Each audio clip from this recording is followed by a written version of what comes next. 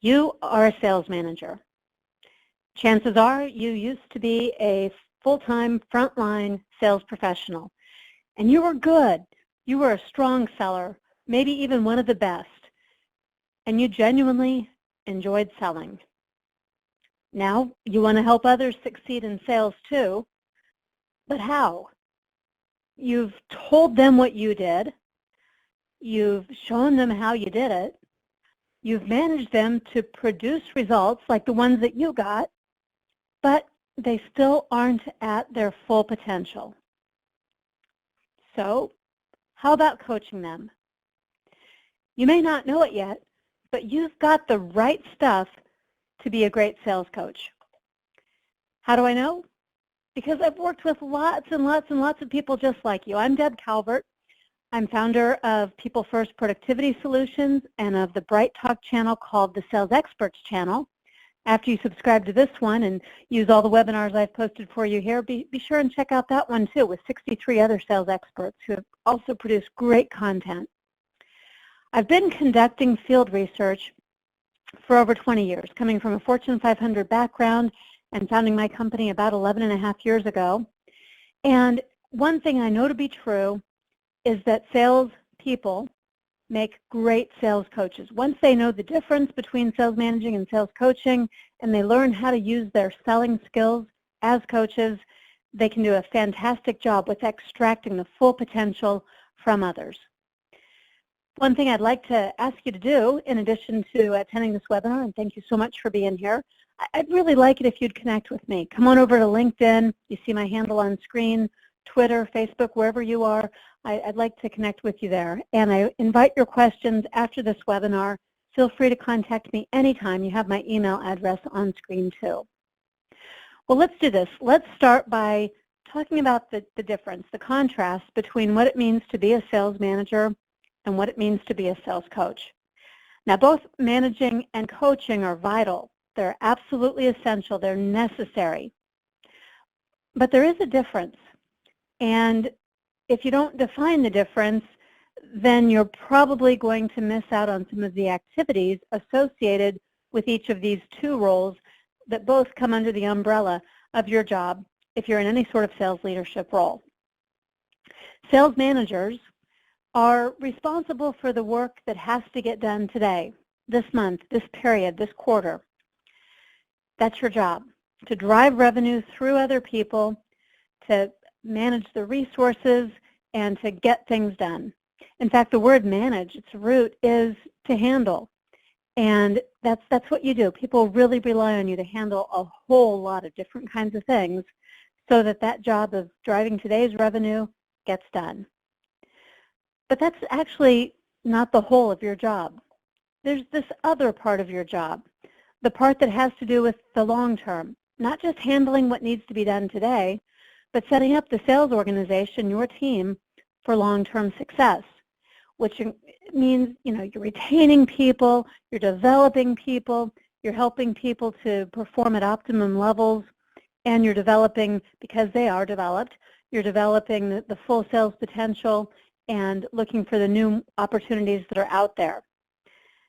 It doesn't usually happen if all you're doing is managing, because managing is so short-term focused.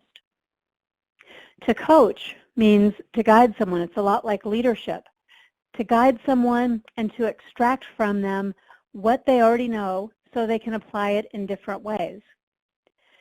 Because of the different goals and interactions that it takes to reach them, the goals and interactions of a sales manager versus the contrast we have here, the goals and interactions of a sales coach, what that means is that there are different priorities for each. And both of these priorities ought to be your priorities. But you might find yourself in only one of these response modes. So let's say we've got these situations just to illustrate. Let's say that you are on a sales call with a seller, or perhaps you're listening in as they make this call by phone. And there's a big old buying signal. To you, it's as obvious as if it were in big, bold neon lights, but somehow the seller missed it. And now the sale is at risk because that seller's not closing, having missed the buying signal entirely. In manager mode, where you are responsible for getting today's revenue today and meeting the numbers right now. In manager mode, every single sale, every dollar matters. So you might jump in to help close the sale, or you might give a switch kick under the table or a furious note to the seller on the phone, something to get things back on track and to point out that buying signal so that you can leverage it and make the sale right now. Nothing wrong with that response. Sometimes that's absolutely appropriate and necessary. The only thing to know is that it's short term. When you intervene and do something for a seller, that means the seller isn't learning how to do it for herself or for himself in the long term. So a coach would instead hold back from that immediate intervention. Really hard to do when you're a sales manager. Of course, a coach would note what was happening, and then later after the call would debrief and would help the seller to gain some understanding and awareness of what occurred and to learn from that experience so that the next time the seller wouldn't miss the big old buying signal that came. Knowing that there are different priorities, different ways that you interact, and different things that you're responsible for is really the first thing you need to do. If you want to become a coach, if you want to extract more out of your salespeople, this awareness alone can help tremendously. But maybe we ought to talk about why this matters. Because it does. It matters a lot. Coaching, not managing, not mentoring, not teaching, they're all different. And by the way, if you want to know more about those differences or more about the skills of coaching, I have some other webinars here right on this channel that are available for you. But coaching, done right, with true coaching skills, extracting what people already know, helping them to apply it in different ways, that actually puts a return on investment that's 5.7 times greater than the time and effort and money that you'd be investing. And this is measured in all kinds of different ways for an organization, but significantly for a salesperson, this is measured in sales, in dollars, in effectiveness of the seller. And it doesn't really take all that much to get these kinds of results. If you could dedicate 30 hours per month per team, no matter how many sellers you have on your team, if you were in true coaching mode for 30 hours, there'd be a residual effect. So let's say you were coaching me, but not coaching my peer. My peer would still get some benefit because you're coaching me, and there's that trickle effect in meetings, in our conversations around the proverbial water cooler. There's going to be some yield for you across your entire sales team. The most high-functioning organizations, as measured by sales goal attainment, have managers who spend an average of 30 hours per month per team dividing up their coaching time. And they outperform significantly teams that do not have that level of coaching. And I told you at the beginning that I know you have the right stuff. I know you have what it takes to be a great coach, but I'm not going to talk as much today about the skills of coaching because, as I said, there are other webinars you can go to. What I'd like to talk about instead today are the selling skills that you brought to the job you have now. These 10 selling skills, the ones that you nailed, you perfected, you were able to use these selling skills to get the results that earned you the status that you had as a seller and the opportunity to take a next level job as a sales manager. These 10 selling skills happen to be skills that are transferable for you as a sales coach. So the good news is that you already have the makings of a good coach if you choose to be one. And you can apply these 10 skills that served you so well in selling. All you have to do is begin to cross-apply them in some different ways. We're going to take these one by one. I'll make these parallels for you. Please feel free along the way to post any questions that you might have for me. I'll take them as they come and also at the end of the time we have here together. And yeah, there are also attachments. I see some of you have already found those today. I just gave you one because it's really the starting point for boosting the engagement of your team so that they will develop some trust, rapport, relationship, and value with you. Because that is the essence of coaching, just like it's the essence of selling. As a seller, buyers responded to you because you brought a certain human-to-human connection. It was you, not your product, that they were responding to. You, as a person who built rapport and created trust and established a relationship with them so that they had a great experience and they felt good about the investment that they were going to make in you and your products.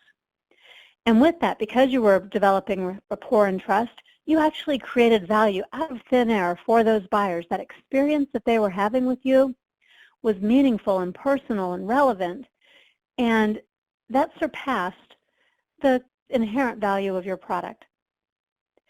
Now, as a person who coaches other people, you're going to be able to do the same thing with the people who report to you, the ones that you're coaching. You're going to be able to present higher value than someone who simply has authority over them, someone who's in manager mode all the time.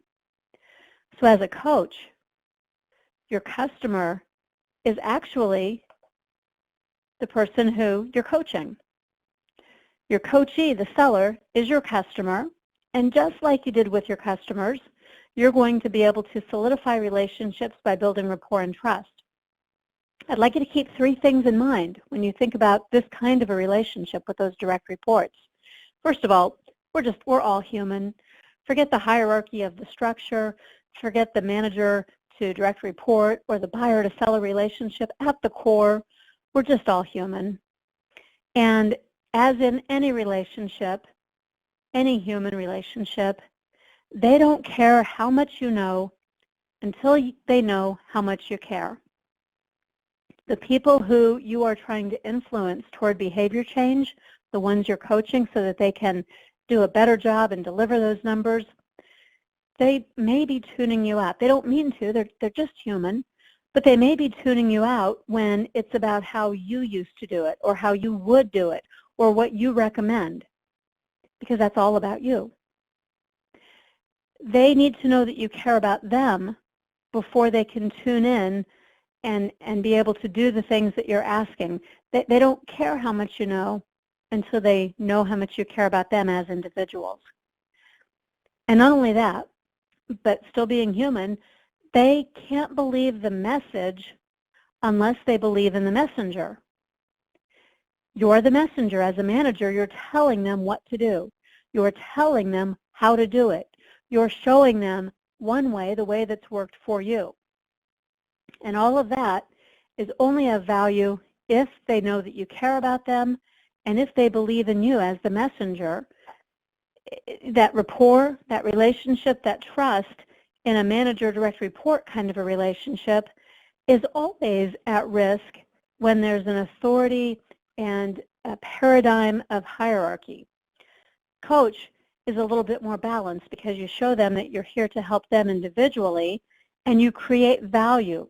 It's not about performance management so much as it's about long-term personal development and growth, which signifies your care for them. So that's something to think about. You're going to cross-apply what you did as a seller in the relationships with your customers. That's more like the relationship you want to have with people that you're coaching. As a seller, something else you did was you talked about the benefits of the product. You made links. You did some assessment of your customers' needs. You found out what was going to be relevant, meaningful, timely, and of personal value to them. And those were the benefits, the features of your products that you translated into benefits so that they could respond. They could see the vision of your solution, and they could see how they fit into it and how it would help them in ways that mattered. You selected those product features and presented them because you knew what mattered to the individual buyer. As sales managers, I think we sometimes forget to do that. What we do instead is we assume. We assume that everybody values making goal and getting a higher commission paycheck. We forget that at the core of that humanness I described, we are all more motivated by things that matter to us intrinsically. You're still selling a product. The product, though, that you're selling now is change. You're asking people to make a change, to change their behaviors, to change their mindset, to change their skills so that they can be more effective at selling. But why should they change? Why should they care about the things you think they care about, like making more commission or even maintain their job because they reach their goal consistently? Behind that, there's some individual motivator, some deeper level intrinsic motivator, and if you can tap into that just like you did with your buyers, then you will have a higher degree of commitment from the sellers who are being sold this idea of change. And not only that, because they see themselves in it, they'll persevere, they'll invest, they'll work toward that change. They'll stick with it longer. The vision that you have for the seller to reach their full potential, to make quotas and goals, to develop as individuals, all of that still needs to be a vision that the seller can see himself or herself in, personally benefiting from.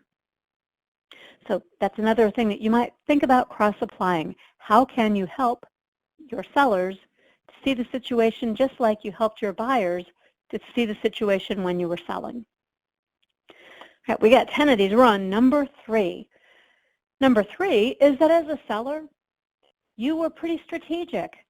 You figured out the plan A, and then you had a plan B, a backup or a workaround, so that no matter what else happened, you were still involved with your pipeline, on top of your pipeline, moving things through that pipeline so you'd make your numbers. And you were always on the lookout. You had your eyes and your ears open to recognize the opportunities when they came for referrals or for re-ups or for opportunities to upsell and cross-sell. That's what you did as a seller, and now you have to use that strategic planning and that openness, to that awareness to opportunities. You want to use that as a coach, specifically to do strategic planning that builds people. Now it looks different because now you're going to facilitate goal setting not to reach a number, but to have a goal toward other people's development. You'll reach your numbers more often and with more assurance the more you develop the people on your team. You can only do so much as a manager to handle the numbers and the work that needs to be done today. But as a coach, when you get people more capable, more confident, and more committed, they are going to do the work of reaching goals more often. So you want to facilitate this goal setting that they're going to do on their own, so they're developing that level of autonomy. And you're going to help them to think strategically too, the way that you used to. You're going to empower them to also do, not you doing it for them, not you showing them exactly how to do it, but you helping them find their own ways. Now with strategic planning, you know, we really can't talk about strategic planning without also talking about time allocation. How much time should you spend building people? How much time should they spend setting goals and coming up with contingency plans? How much time should you spend being on the lookout for new opportunities and new ways to develop people? Well, just like in selling, that all should depend on the formula E equals O. That stands for effort equals opportunity. The bigger the opportunity, the more effort you ought to apply to it. The more time, the more resources, the more emotional investment goes into it, the bigger the opportunity is. And it really is that simple. And this is true for selling, knowing which accounts to prioritize and spend time with. And it's also true for building people. There will be people on your sales team who don't represent much opportunity. They aren't coachable. They aren't motivated. They aren't applying additional discretionary effort. They're not making goal, and there's no likelihood that they will in the near future. There's only so much effort that you can apply there. Your time and effort is better spent where you have opportunities to really grow people, the ones who are eager and interested, the ones who want to learn, the ones who want to excel. They often don't get our effort because we've misallocated it to people who are just simply never going to go anywhere. So be balanced, be strategic in your planning for how you're going to build people as a coach. Now, when you're thinking about your strategic planning and you're building people, there's a skill here that is an important one for coaches, and that's about planning. So as I said, there are some other webinars you can refer to, but I wanted to extract this one slide because as a coach, Your job is to equip the seller for long-term success. Success in not only making the number, but also in making their career, how they grow as a salesperson and develop their own capacity over time. That's the desired outcome for a coach. So thinking about how you're going to frame up your coaching encounter and give them feedback, how you're going to pre-call plan with them to set them up for success, not telling them how to do it, but helping them to figure it out for themselves so they can replicate it over and over and over again. That's the kind of thing that you may not be planning for right now, but you're capable of planning for it because you did the very same work as a seller. Number 4, something else you did as a seller. You used tools and you used technology, and you used them in ways that were effective to help you reach your goals.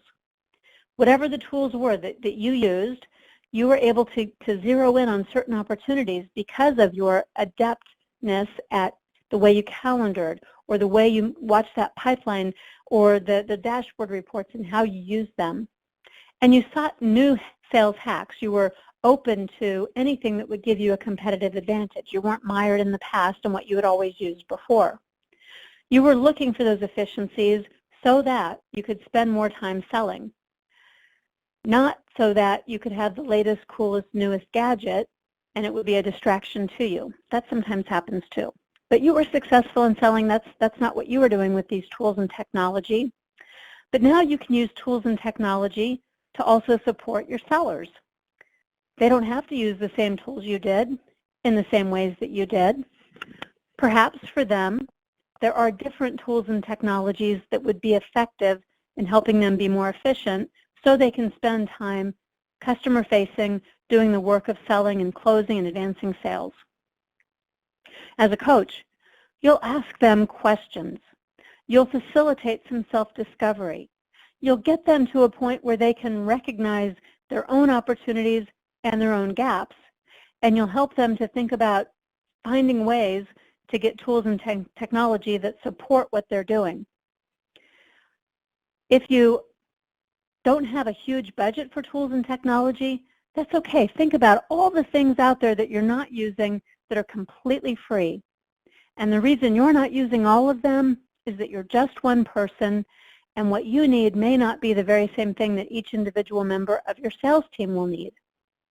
Allow for some flexibility here and encourage people to identify what's lacking for them and coach them to be empowered so that they'll go out and access the resources they need. That's what coaches do.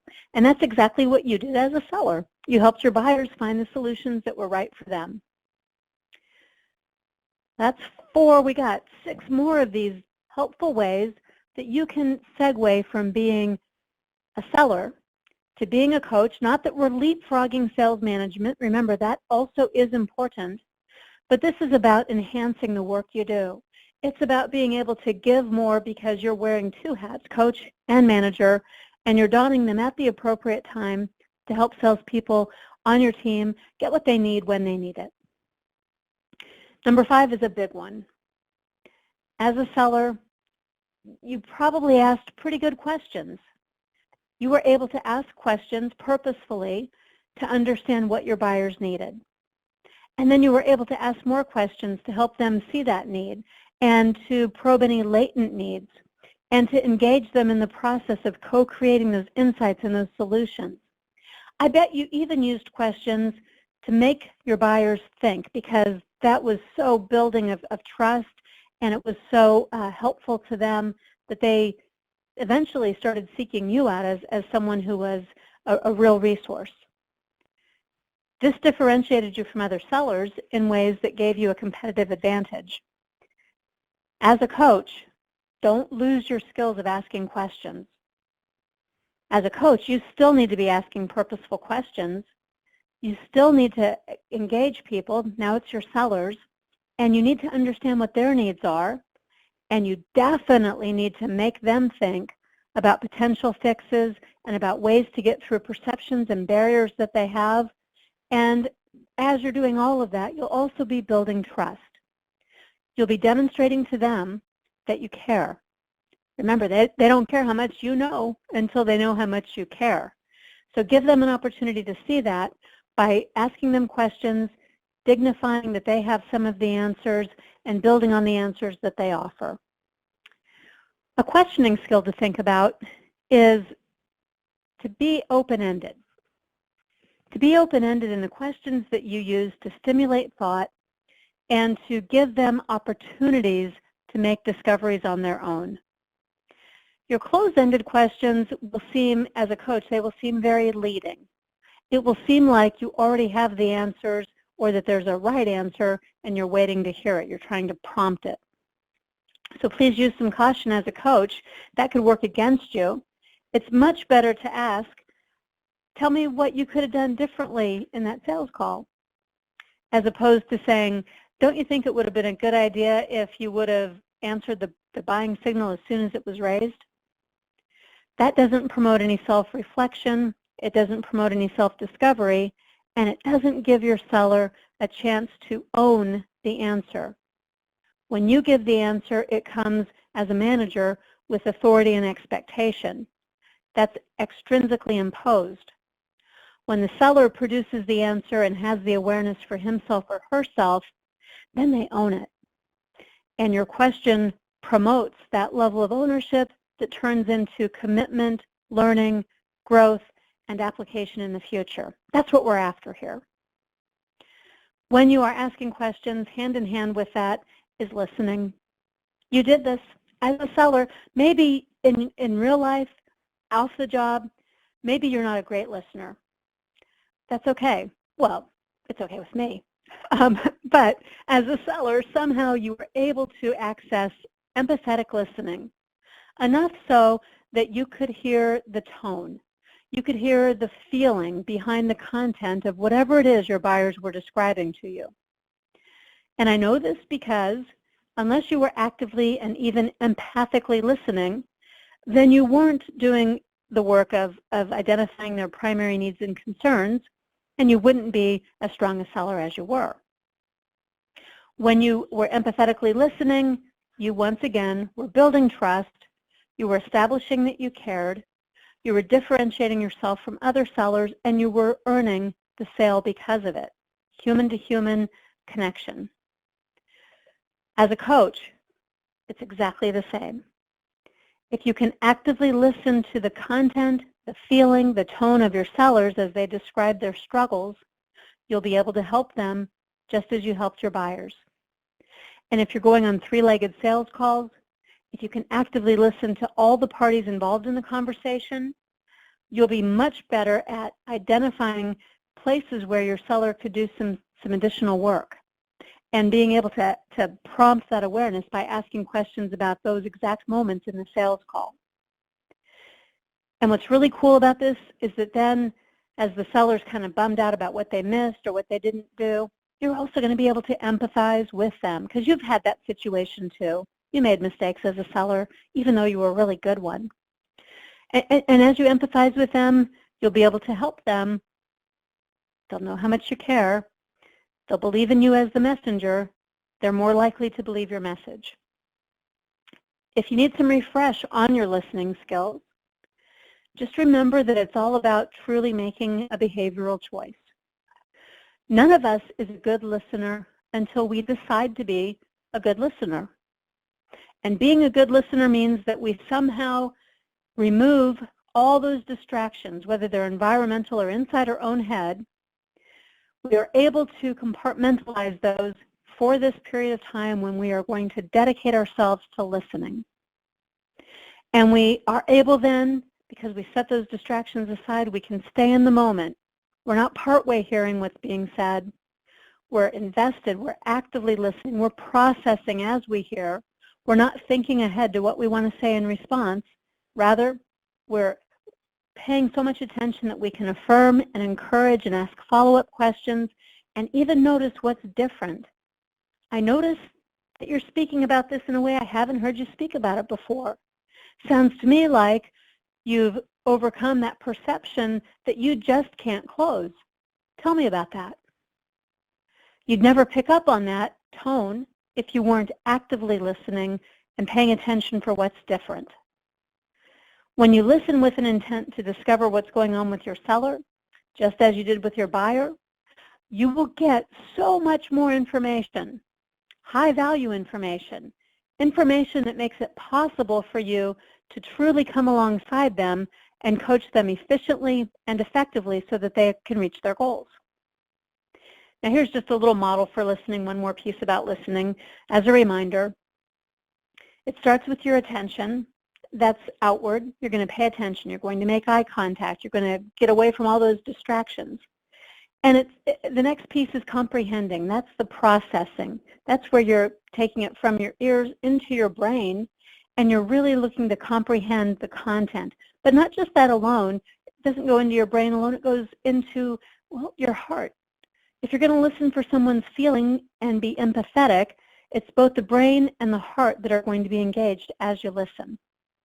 And part of comprehending is that you might ask some questions, you might paraphrase, you're going to be sure that you have clarity on what you're hearing, and only then, after all of that, only then will you let the conversation shift to you as the primary speaker, and that's when you're doing the talking.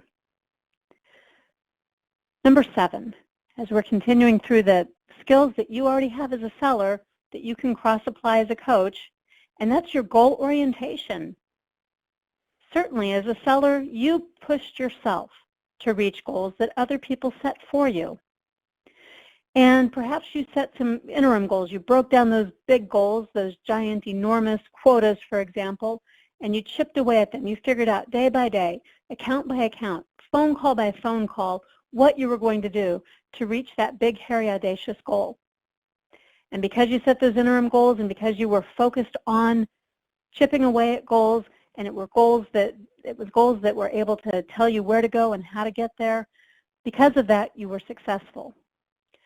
As a coach, you're not going to focus so much on your own goals, and not even so much just the revenue goals of your sellers, but you're going to facilitate goal setting that they do.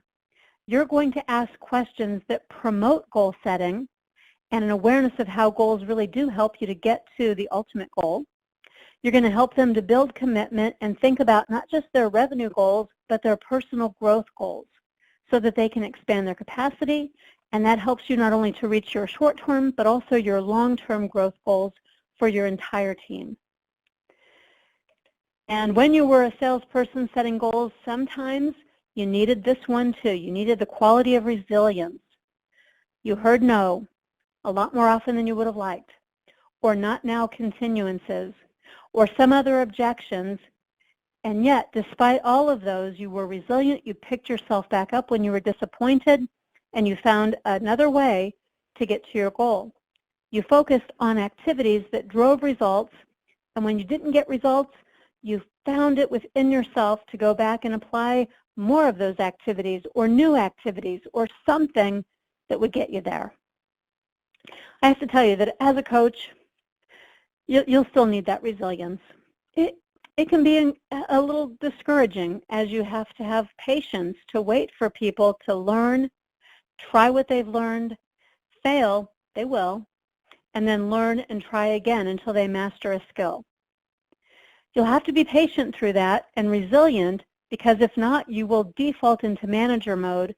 You'll jump in, you'll take over sales calls when you observe that they're struggling, and you will take away from their learning by doing it for them. And when you do, you'll be inadvertently sending a sign to them, a signal that says, you know, you can't really do this. I have to do it for you. That's a big setback. So don't let that happen. Stick to coaching. When you have opportunities to coach, when you've contracted before a sales call that it will be a call in which you're not interceding, but instead you're observing so you can coach, stick to that. Bite your tongue. Don't jump in and disempower the salesperson. Recognize the learning opportunity and be resilient as a coach to know it might take a few tries. Don't give up on people too soon. And at the same time, of course, effort equals opportunity. You want to put all these pieces together. As a seller, you were really good. I bet you were really, really good at presenting your ideas to buyers. You pitched your products and services, you researched solutions, you prepared proposals, You were able to brainstorm with your buyers to create solutions that made sense for them. They got all excited and really saw the vision with you. And that's exactly what you want to do as a coach too. Get your sellers excited and eager about the goals that you're setting with them and for them. Get them involved in the brainstorming about how they can develop and grow and what resources would they need to make that happen. Ask questions that stir up conversation and dialogue about how to come up with the plan B and what new ideas and new prospects and how can they crack through the one that seems like it's just really never going to go someplace. Stimulate that brainstorming and that discovery by asking about what they could do instead or what else they might try, what else has worked. And then finally, just like you did with your buyers, when you tackled the tough topics and you didn't hold back and you had to go ahead and ask the hard questions about budget or about how decisions were made or when it was time to close the sale or when you had to challenge them because they were about to make a big mistake. Just like you were candid and forthcoming and direct with your buyers, you will sometimes need to be exactly that same way as a coach with your sellers. You'll want to give them candid feedback at times. Not all the time, but at times when they are struggling and the coaching, the questions, and the self-discovery are no longer serving them well. You'll be needing to sometimes challenge perceptions that they have that limit their own effectiveness. And be sure that you're always asking them for commitment to action, just like you did with your buyers. Now, as we wrap up here, I've got a question that I'll come back to, and I have a coaching model I want to share with you so you can see how you can use this.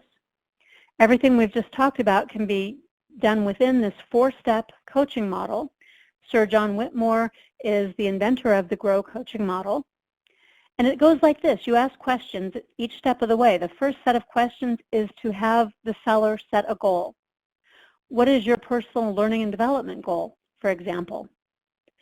And then after the goal is set, after they make their own goal, you discuss the reality of the current situation.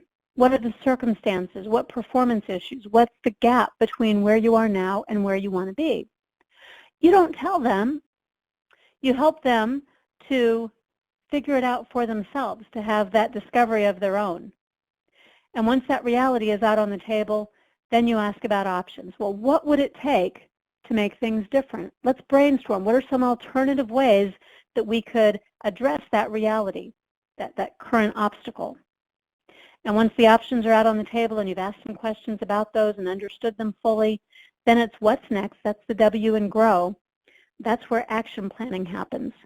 So the person that you're coaching then must declare, this is the option I want to pursue, here's how I do it, here's when I will report back to you, and you frame it all up as an entire coaching encounter. What I have on screen for you right now are some sample questions for each of the 4 types. This coaching model is really simple, but don't be deceived. It's highly effective when you really stick to it, and it works in all different kinds of coaching. So the GROW coaching model, this is what I use as a coach, even with executive level folks that I work with and certainly with sellers that I work with. And it helps people to see things in a way that they can get clarity for themselves and have ownership of whatever they decide as their action plan. Okay, now I promised I'd leave some time for questions, so let me fast forward there. The first one I want to answer says, I can see how these skills will work well for going from a sales lead to becoming a coaching-oriented sales manager. To what extent will this apply when going from a sales lead, sales manager, to becoming a coach, providing coaching services to another organization? I love that question because I've had a career pathway that's somewhat like that myself. Everything I've described here is true. I have seen people I've hired as sales coaches. I have seen them set aside their old sales career. They go get their coaching certifications. They understand coaching in a broader context.